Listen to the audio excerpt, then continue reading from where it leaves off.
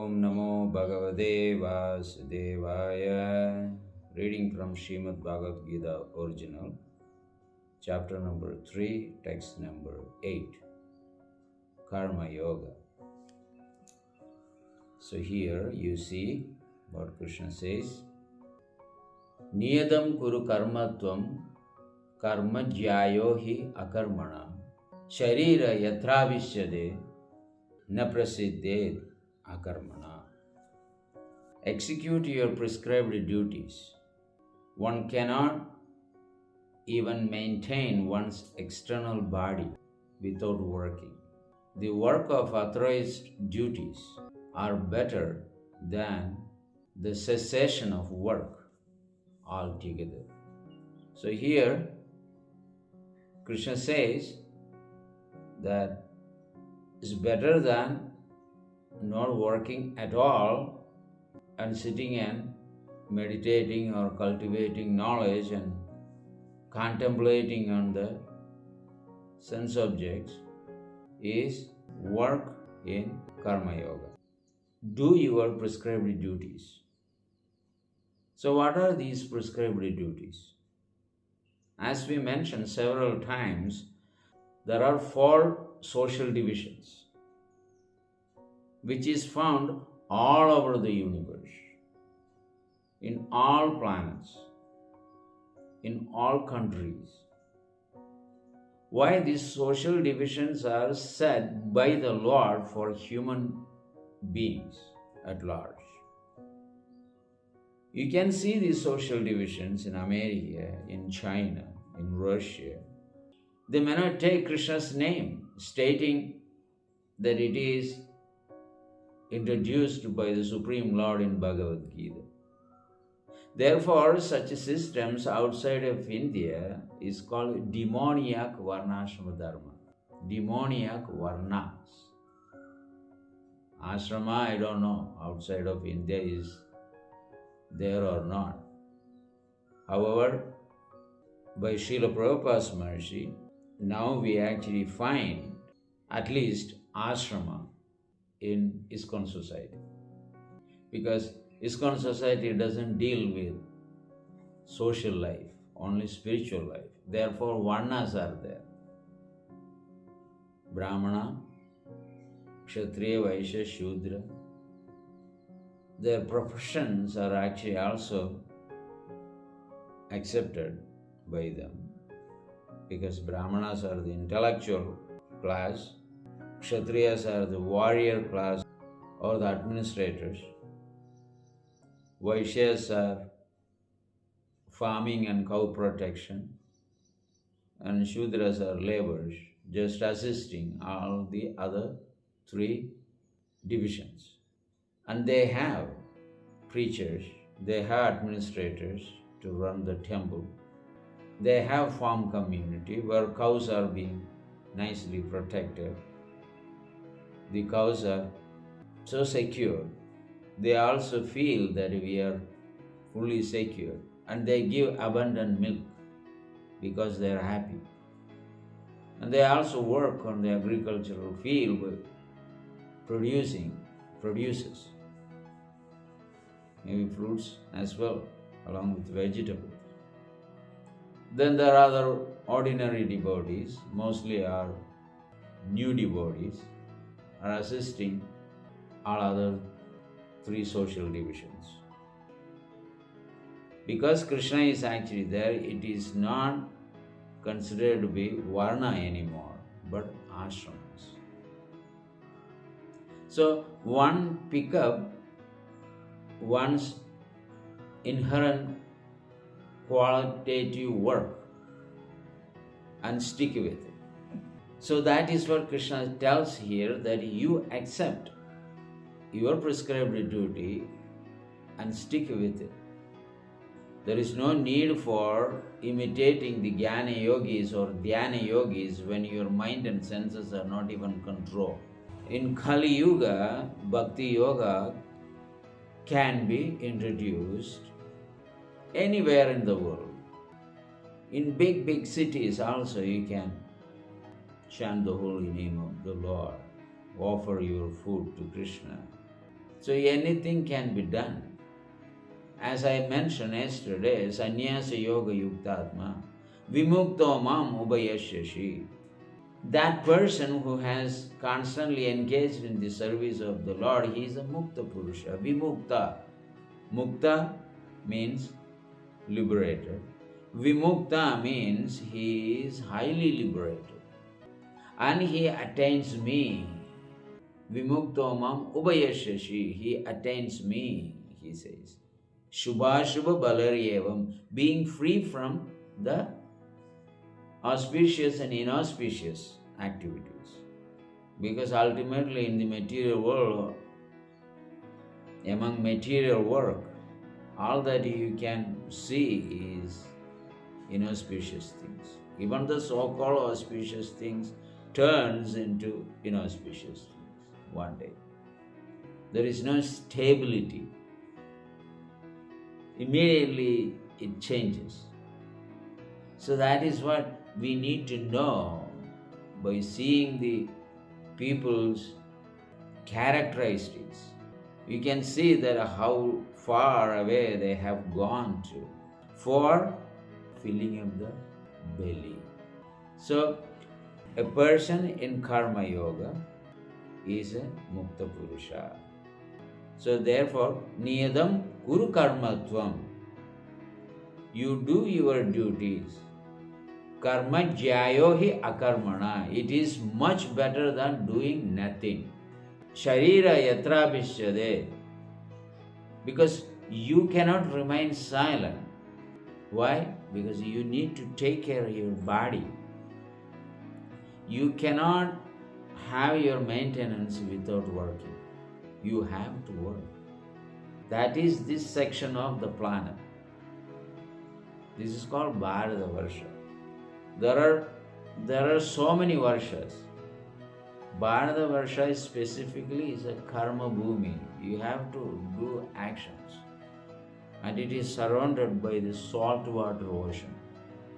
Not a sugarcane juice ocean, yogurt ocean, or milk ocean, or a honey ocean, or liquor ocean. No, there are such oceans. Therefore I was speaking of. And this is saltwater ocean. So we are very unfortunate in one sense. All that we have salt water, plus we have to work so hard to get our daily necessities. But when you become vimukta, go back to the spiritual world, you are free from all these karmic actions. There is no karma there. There is only bhakti. Bhakti is transcendental to all these karma, jnana, yoga processes. In the spiritual world, there is no death, birth, old age and disease. Your body is ever youthful like God. So that body never deteriorates. There is no blood in the body, therefore there is no stool, urine. Eatings are only for enjoying. And desire trees are Kamadhenu, Surabhi, cows are unlimited numbers who can actually produce not only milk, anything you want. You have experienced that. Vishwamitra Muni, when he created a quarrel with Vasishta Muni, and he wanted Vasishta Muni's Kamadhenu cow, Vasishta Muni asked Kamadhenu to generate the armies. In order to protect yourself, you have to do something, therefore you protect from this rascal king, Vishwamitra. So Kamadhenu brought so many military phalanxes and fought against Vishwamitra and defeated him. And she also produced so many different varieties of food plates for Vishwamitra before he actually created this quarrel. When Vishwamitra visited along with his soldiers the ashram of Vasishta Muni, Kamadhenu supplied unlimited plates of prasadam. So that is what the spiritual world is, full of surabhir aviphalayandam. They go to the pasturing ground just for the enjoyment's sake. Everything they do in the spiritual world is enjoying, entertainment. There is no bondage like that we see in the material world. Rules, regulation, restrictions. You are thinking about your freedom, but freedom is not available in the material world. Whatsoever, whatever you do, there are conditions and problems and legal implications, criminal implications. In the name of freedom, you will be only suffering. Real freedom is not independent of God. It is within God. That freedom is unlimited. So when we speak about freedom, independent of God is only a trouble. But freedom within Krishna's control is pleasing, because the Supreme Lord is the master of the universes and souls. And He knows how to give freedom to living beings. So in the spiritual world, everything is unlimited. Water is nectar, land is made of touchstone, houses are made of touchstones.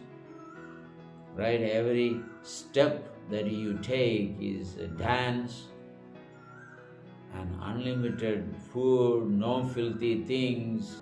For ladies, there is no labor pain, monthly period, no need to be pregnant by their so-called husbands there, like in the material world. There are couples, because they are all engaged so much in transcendental love, by which the transcendental ecstasy and happiness, they get it. Therefore, they have no attraction, bodily attractions. Even if there is some attractions, and they may hug and kiss and do something, but there are no children, no pregnancy at all. So all these things are free. No toilets, disgusting smells, no sewage system, drainage, like you see in this material world. Foul airs comes from all over the place. Therefore the verse says, Vimukto mam ubayashishi. They become double liberated. The liberation is actually found in this material world. But double liberation is actually found in the spiritual world. Mukti and Vimukti. Muktir hitva anyada rubam surubena vyavasthiti. The moment that you give up your understanding that you are part of this material world, you are part of this society, we are part of this religion, or you have this gender, or you born in this state or in that country, as soon as you give up all this mentality that you tie up with where you have taken birth and which family you have born, you are liberated. Give it up. But Vimukti is available in the spiritual world. This is Mukti, that is Vimukti. So here you are free when you give up all your material concept of life. There, as a result of your Mukti, you get Vimukti. But Mukti itself, it is not complete. In Mukti, you have to introduce Bhakti. Then you can enter into the spiritual world. That is what Krishna is talking about here. Now you do your prescribed duty, slowly you progress. Simply following the prescribed duty is not going to take you to the spiritual world. But it helps you to progress. Slowly you will come to the spiritual life and bhakti life. The spiritual world is owned by the Supreme Lord. Material world is owned by Supreme Lord's Maya energy, police department. It's only punishment there. Anything you do, you get entangled. Or you are so confused what to do, what not to do. Why? Because we haven't introduced the devotion service to the Supreme Lord. We haven't studied any scriptures. So we don't follow Bhagavad Gita's rules or Srimad Bhagavatam's rules. We just live whimsically and get entangled in this material world. So let us become vimukta, all right, by following the rules and regulation given by the scriptures. Scriptures means given by the Supreme Lord. Let us see what is going to be in the next verse. Hare Krishna.